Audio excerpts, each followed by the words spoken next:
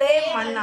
இன்னைக்கு நம்ம எதை பற்றி தியானிக்க போகிறோன்னா நீதிமொழிகள் 29ஆம் அதிகாரம் 25ஆம் வசனம். கர்த்தரை நம்புகிறவனோ உயர்ந்த அடைக்கலத்திலே வைக்கப்படுவான். நம்ம இந்த வசனத்தின்படி நம்ம எப்போதுமே கர்த்தரை எல்லா விதத்துலையும் நம்ம உயர்ந்த நிலைமையில் இருக்கும்போது நம்பணும், தாழ்ந்த நிலைமையில் இருக்கும்போது நம்பணும். ஆனால் நம்ம ஏசப்பாவை அப்படி நம்புகிறோமா?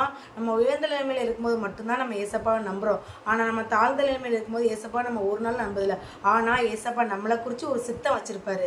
அந்த சித்தத்தின்படி தான் நம்மளை ஏசப்பா வழி நடத்துகிறாங்க. அதை நம்ம புரிஞ்சுக்கிறது இல்லை. அப்படி தானே நம்ம புரிஞ்சுக்கிறோமா? புரிஞ்சுக்கிறது இல்லை. ஆனால் ஏசப்பாக்கு நம்ம எப்படி நம்ம ஜெபம் பண்ணணும்? எப்படி ஜெபம் பண்ணணுமா? ஏசப்பா என்ன உங்கள் சித்தத்தின்படி வழி நடத்துங்க.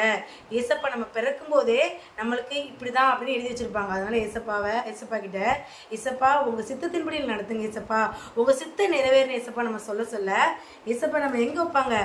உயர்ந்த அடைக்கலத்தில் வைப்போம். விசுவாசிப்போமா? ஆமென்.